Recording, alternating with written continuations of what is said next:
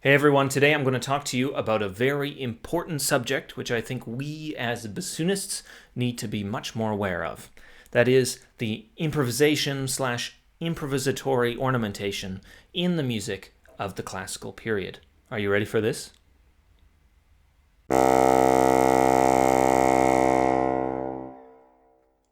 These days, when we talk about improvisation in music by Mozart and his contemporaries, we think only about cadenzas. Indeed, much has been discussed and written about cadenzas in Mozart's Bassoon Concerto, but we hardly ever hear in performance the kind of ornamentation that appears in Johann Joachim Quantz's highly influential 1752 flute treatise or in Etienne Auzy's 1803 bassoon method.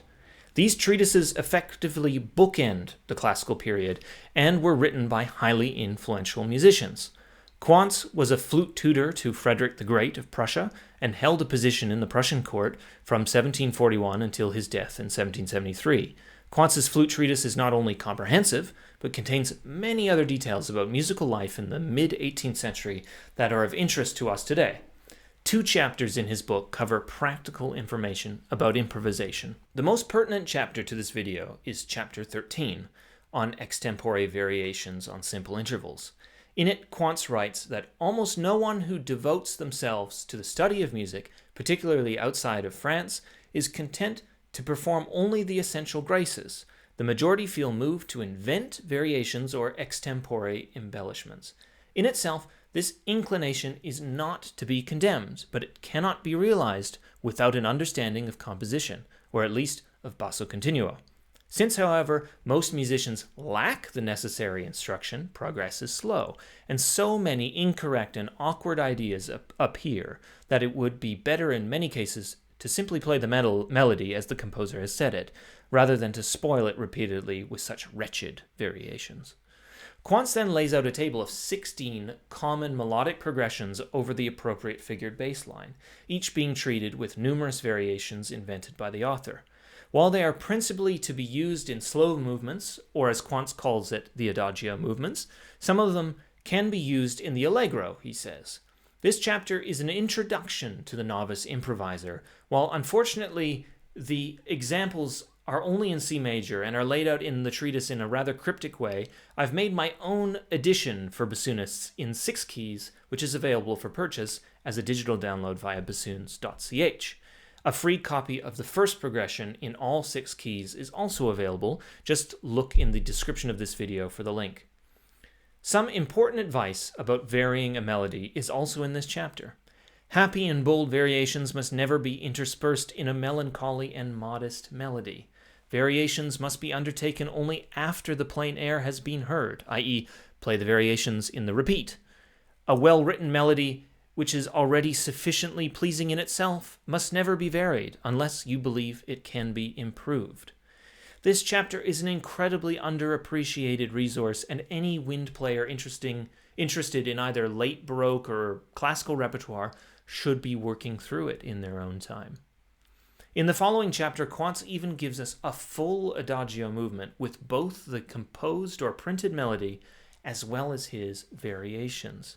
Obviously, this is the work of a master performer, but I believe that with enough effort and fluency in this style and compositional process, that we could, on the whole, be able to execute our own variations of equal level regularly in concert.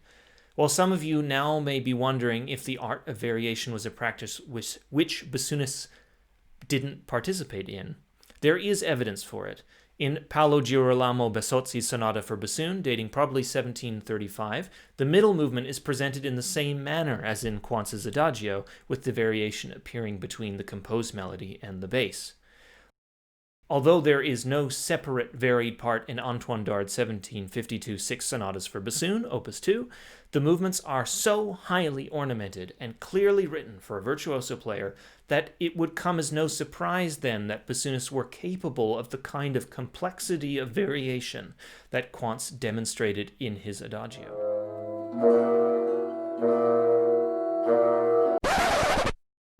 Fast forward 50 years to the turn of the 19th century, Etienne Auzy, probably the most eminent bassoonist in Paris, if not Europe, writes the first comprehensive instruction on how to play the bassoon. Early in the treatise, beginning on page 12, Ozzy systematically goes through snippets of the compositions of a variety of tempos in a similar manner to Quantz's Adagio. In some cases, we can see direct similarity between Ozzy's, let's call them solutions, and Quantz's recommendations to the novice. Ozzy's section on variations is an important complement to Quantz's chapter, especially for bassoonists, for two main reasons. The first being that Ozzy tends to show us directly through musical examples what he would do in a given scenario, whereas Quantz tends to rely more on textual explanations. The second reason is more general, that Ozzy was born 2 years before Wolfgang Amadeus Mozart. While he was likely born and raised in southern France and spent his entire career in Paris, Ozzy's treatise is as close as we can get through bassoonists to Mozart. If you're interested in learning more about Ozzy's treatise, I have been running a practice circle through Patreon covering his 42 caprices, which are contained in the method book. There are also videos up for participants about matters of notation, ornamentation, as well as bits of my work on Quantz's variation tables. New material is posted regularly, and the link to that is below. Thanks very much for watching. If you'd like to support this channel, then please consider becoming a patron via Patreon, and don't forget to like, share, and subscribe. Thanks for watching. Bye-bye.